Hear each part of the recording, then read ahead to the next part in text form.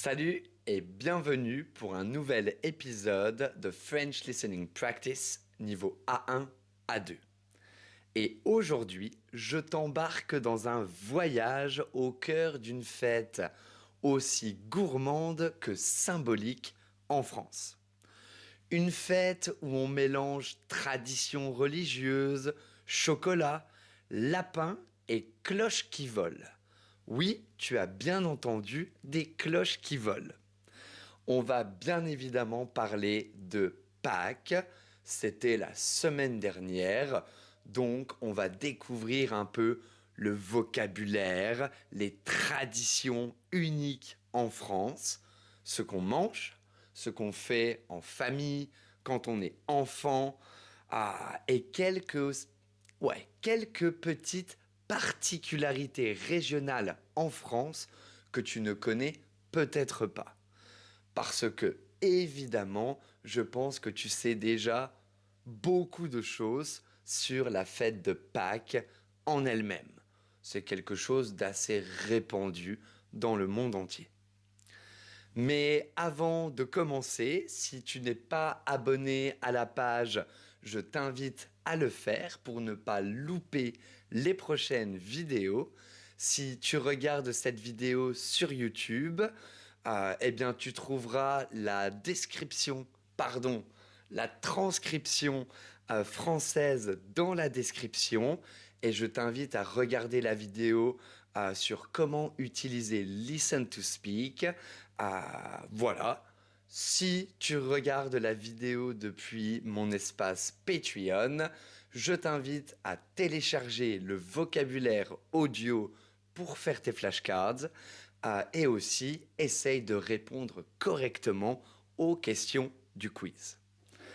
Allez, on commence là où l'histoire a commencé, il y a très longtemps. L'histoire de Pâques, ça remonte à des siècles, voire des millénaires. Dans le monde chrétien, Pâques commémore un événement majeur, central, la résurrection de Jésus-Christ, 3 jours après sa crucifixion. C'est un message d'espoir, de renouveau et de vie plus forte que la mort.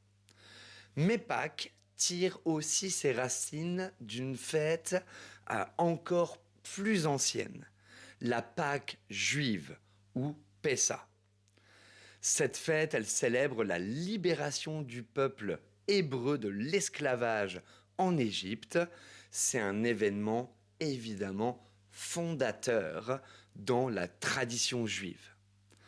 D'ailleurs, le mot Pâques vient du mot hébreu Pessa, qui signifie passage. Ok ?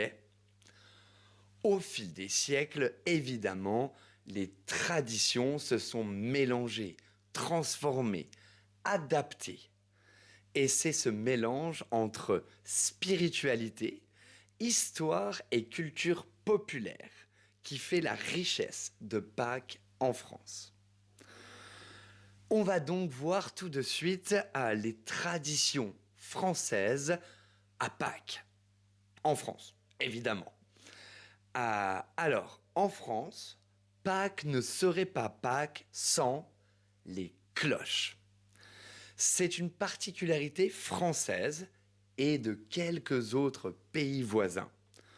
On raconte que les cloches des églises, elles s'envolent à Rome le jeudi saint pour se faire bénir par le pape et qu'elles reviennent le dimanche de Pâques en larguant des œufs en chocolat dans les jardins.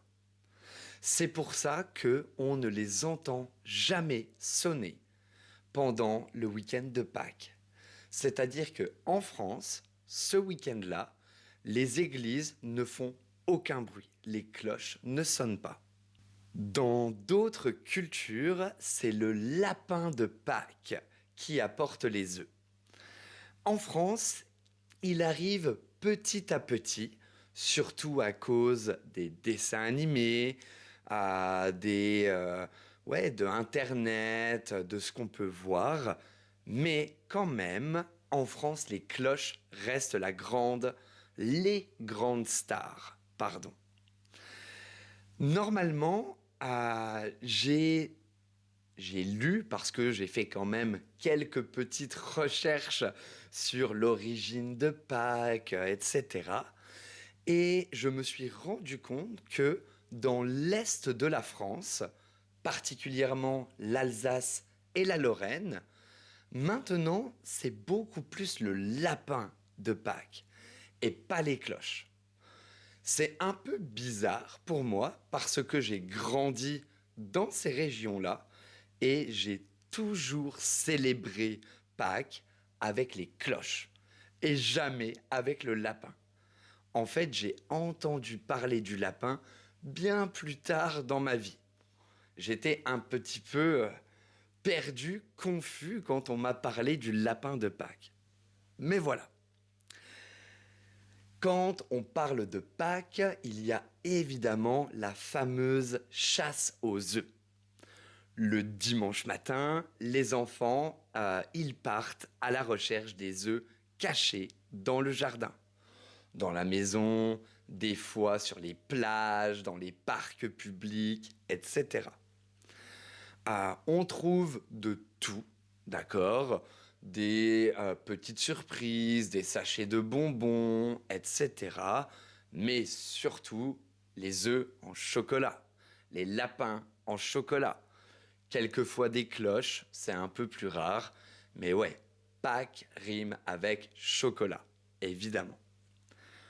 Pour les familles croyantes, Pâques, c'est aussi un moment super spirituel et beaucoup assistent à la messe le dimanche matin. Une fois qu'il y a eu la messe pour les familles croyantes, la course, la chasse aux œufs dans le jardin des enfants, vient le repas. Et le repas de Pâques, il y a une petite tradition. Évidemment, en France, chacun fait un peu ce qu'il veut, d'accord? Dans ma famille, on n'est pas religieux et pourtant, à chaque Pâques, on se réunit et on fait un grand repas en famille. J'ai plein de souvenirs de ça quand j'étais jeune, c'était plutôt sympa. On en revient à la nourriture de Pâques. En France, le plat traditionnel du dimanche, c'est le gigot d'agneau rôti. Pourquoi l'agneau?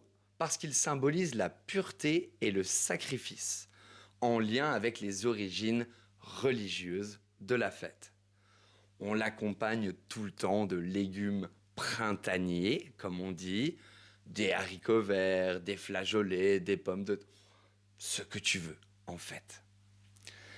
Mais, comme on en a déjà un petit peu parlé, évidemment, Pâques, c'est le royaume du chocolat. Œufs, poules, lapins, cloches, on en trouve de toutes les formes dans les vitrines des chocolatiers. Quand on est jeune, voilà, on a plein de petits œufs en chocolat, etc. Quand on est un peu plus grand, quand on devient adulte, on aime aller acheter un bon chocolat pour les adultes dans une chocolaterie chez un chocolatier artisan. C'est ouais, ça fait marcher un peu les boutiques de nos villes, etc. Et c'est toujours super bon, un bon chocolat fait par un artisan chocolatier. Je ne dis jamais non dans tous les cas. Maintenant, je t'ai aussi parlé des spécialités régionales. Parce que oui, si tout le monde fait ce qu'il veut, il y a quand même quelques traditions qui, qui perdurent, qui restent. Voilà. Et je vais te donner donc trois spécialités régionales dont je n'avais jamais entendu parler avant. En Alsace, on trouve le lamala. C'est un gâteau en forme d'agneau, par exemple. Ok. Dans le sud, c'est des brioches sucrées, parfumées à la fleur d'oranger. Et certains font même des énormes omelettes partagées en plein air. Ok? Hum, ouais, voilà. Ça, c'était pour les spécialités régionales, ce qui change un petit peu en France. Mais un des points majeurs, vraiment quelque chose qui reste un petit peu dans chaque personne, je pense, c'est les souvenirs qu'on se fait à Pâques, surtout quand on est enfant. Quand on est enfant, en France, la plupart du temps, quelques jours avant Pâques, à l'école, on fabrique des paniers pour aller récupérer les œufs dans le jardin pendant le week-end. On fabrique des œufs euh, en peinture, on fait des jolies couleurs pour les offrir à nos parents, etc., etc. Et on avait vraiment hâte d'être le dimanche matin et de courir faire la chasse aux œufs. Les adultes, c'est beaucoup plus tranquille pour eux. Bon, spoiler, ils doivent quand même aller cacher les œufs dans le jardin. C'est un petit peu de travail, mais en général, quand on est adulte, on regarde tout ça, on rigole beaucoup et on mange un bon repas avec toute la famille. Ok? C'est vraiment, c'est beaucoup plus familial. C'est une fête familiale, vraiment, en France. Pas trop avec les amis, etc. Et en fonction de l'endroit où on est, comme je te l'ai dit, on célèbre Pâques de manière différente. D'accord? Je t'ai parlé de l'Alsace et de la Lorraine. En Alsace et en Lorraine, c'est beaucoup plus le lapin de Pâques, apparemment à cause de l'influence germanique. Comme je t'ai dit, moi, c'est les cloches. Dans le sud-ouest, c'est là où on prépare les omelettes géantes dans les villages. Ok? Et en Bretagne, c'est des célébrations qui sont mêlées aux traditions celtiques, avec des symboles de renaissance, etc. Très intéressant. Et donc, on peut dire que Pâques en France, c'est un peu plus qu'une simple fête, d'accord? C'est un moment de renouveau, de gourmandise et surtout de convivialité. Que ce soit pour la foi, les traditions familiales ou simplement pour le plaisir d'offrir et de manger du chocolat, chacun y trouve son compte. Vraiment. Voilà, c'est tout pour Pâques en France. Dis-moi en commentaire comment toi tu célèbres Pâques. Comment est-ce qu'on fait ça chez toi? Je suis curieux de savoir ça. Merci d'avoir regardé la vidéo. Si tu as trouvé ça utile, mets un like. Tu prends soin de toi et on se voit la prochaine fois. Ciao!